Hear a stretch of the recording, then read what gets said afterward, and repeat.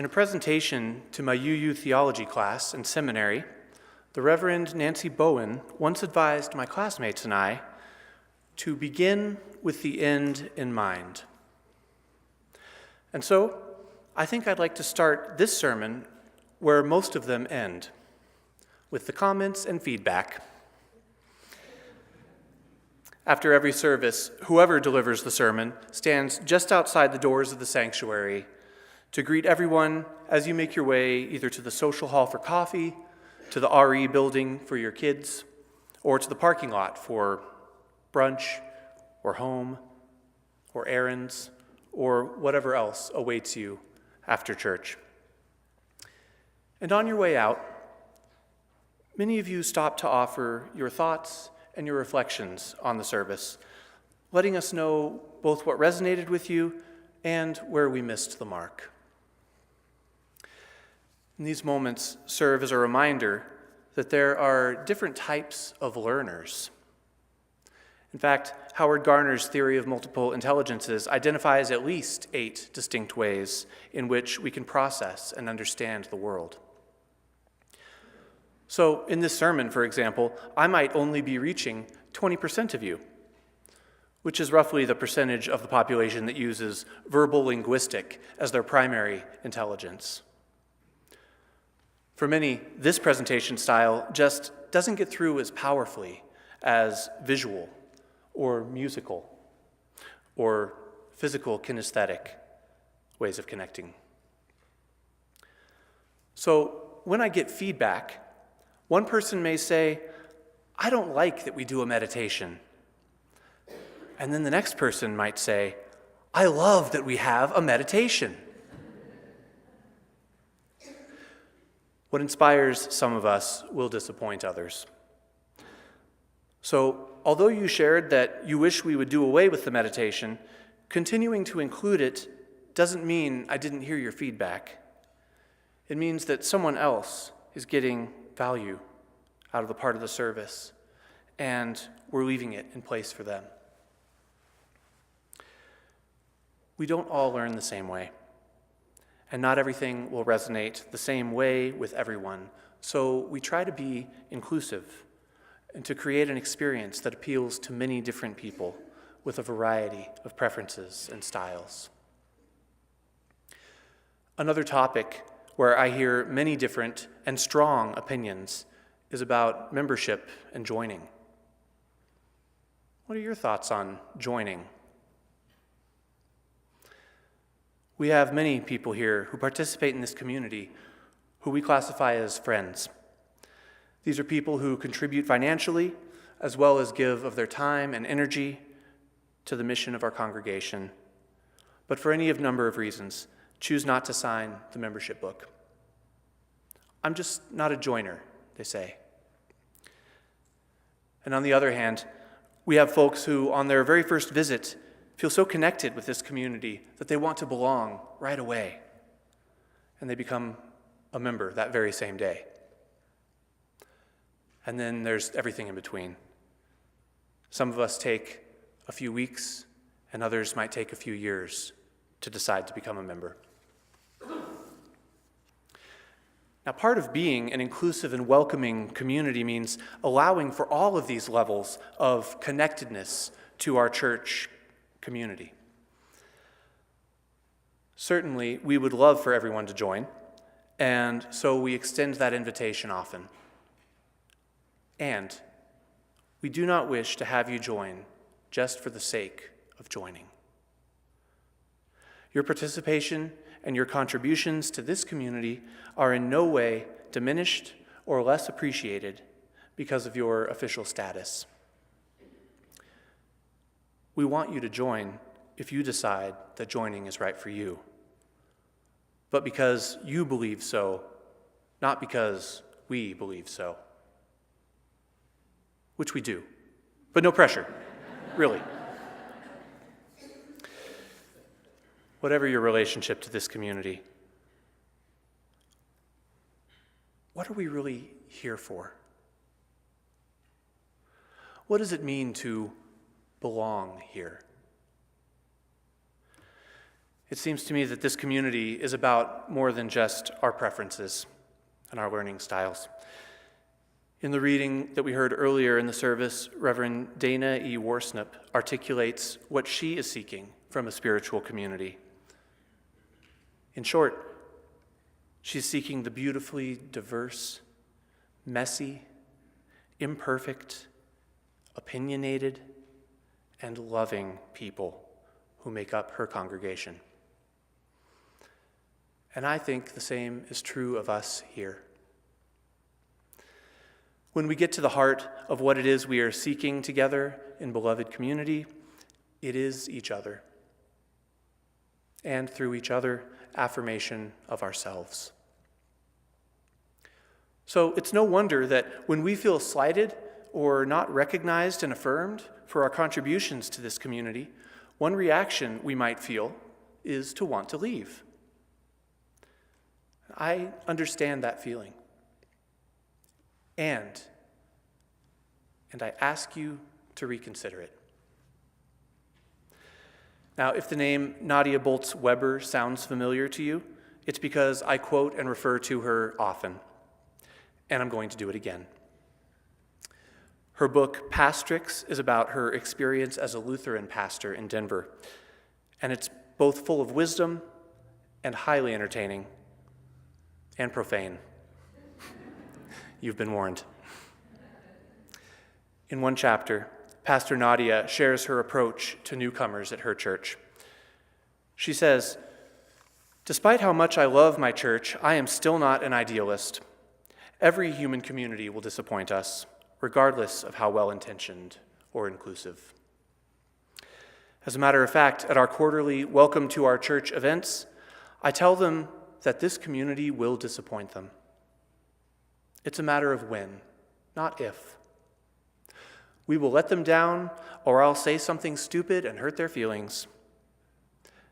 I then invite them on this side of their inevitable disappointment to decide if they'll stick around after it happens. Welcome to our church. We will disappoint you."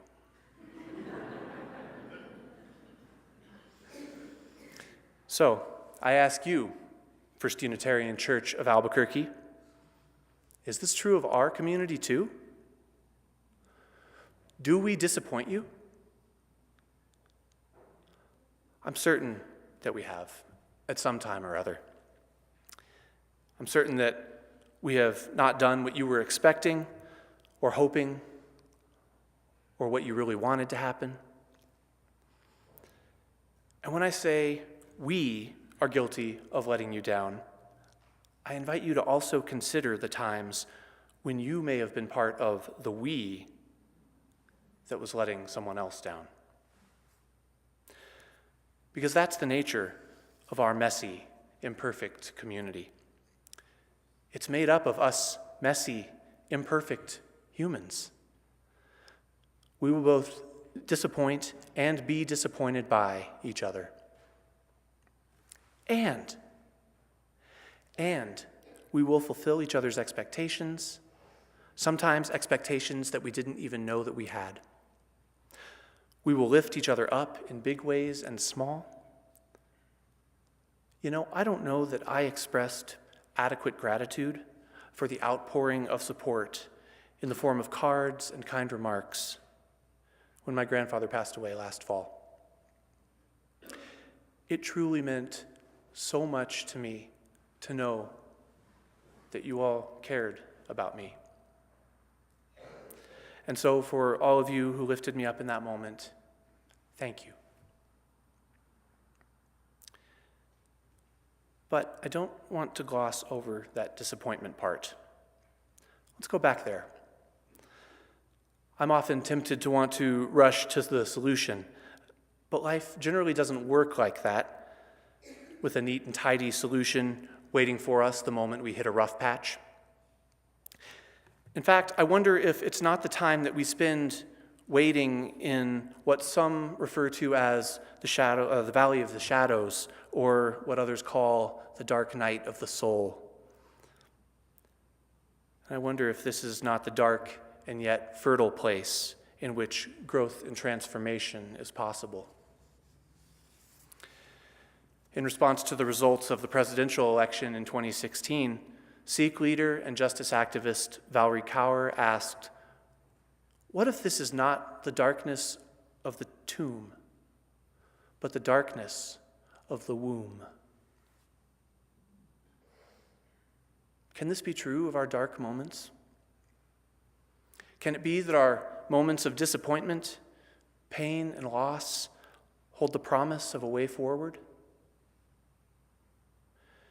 If there is any comfort in the impermanence of the world, it's that whatever challenges, hardships, obstacles, and devastating blows we are made to endure are temporary. Perhaps we can take solace in knowing that this too shall pass. And I'm not going to say that everything happens for a reason, that the evils of this world that we endure are part of some cosmic plan. I don't believe that. But I do believe that bad things happen to all of us, that no one gets through life without encountering evil, loss, and grief. And if, in the course of these dark times, we are able to glean some bit of wisdom, some insight into the human condition, or to tap into a reservoir of strength and resilience within ourselves that we didn't know we had, then may we seize that silver lining. So community may be a place where we will be disappointed and let down. But can it also be a source of resilience when we are passing through the dark night of the soul? Can the beloved community we try to live into here provide support and healing along with the disappointments? The answer is yes. Yes, if you stick around to let it happen.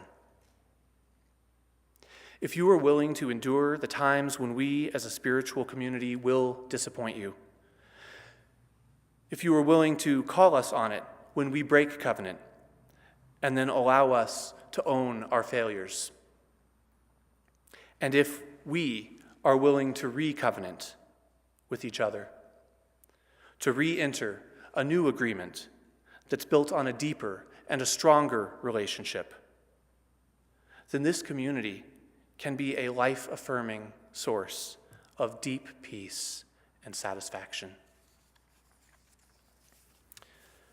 But you have to be willing to endure the disappointments. As Pastor Nadia said, it's not a question of if, it's a matter of when. We will disappoint you. And the question she asks of her community, I now pose to you. Knowing we will disappoint you, and that as a spiritual community, we will eventually let you down, how will you decide to respond now, on this side of that inevitable disappointment?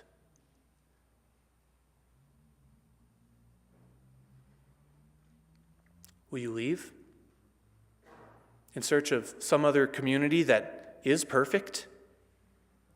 One that will never let you down? Well, sorry to disappoint you again, but that community doesn't exist. So why not belong to a community that is willing to admit it and willing to re-covenant when it happens? Perhaps I should say just a little more about this re-covenanting. Pastor Nadia encourages her people to be willing to stay through their disappointment because she says that it's an opportunity to see the grace of God at work. But because of our theological diversity, we Unitarian Universalists don't necessarily share a view of God or of grace that we can agree on, much less rely on when we're disappointed. So instead, we have covenant, Our tradition, being based in covenant, means that rather than agreeing on a shared theology, we agree on being in right relation with each other. We agree on committing to figure out what that means together. And we agree that when we wrong each other, we try to make it right. In the words of theologian Martin Buber, the human being is the promise-making, promise-keeping, promise-breaking, promise-renewing creature.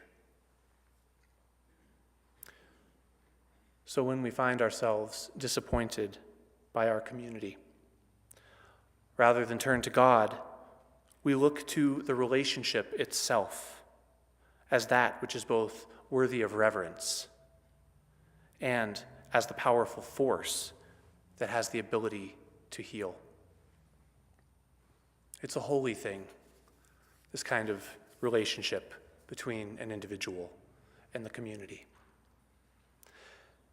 And it can be a source of goodness, a source of depth, of meaning and purpose, if we stay through our disappointments to let it. The promise of spiritual community is not that we won't let you down. It's that we will try again and again, and as best we can, to lift you up. Or, as the Reverend Dana E. Worsnup put it, I want to be with people who are willing to walk the tightrope that is life, and who will hold my hand as I walk mine. I want to be with people who covenant to be honest, engaged, and kind, who strive to keep their promises and hold me to the promises I make. I want to be with people who know that human community is often warm and generous, sometimes challenging, and almost always a grand adventure. In short, I want to be with people like you. Blessed be.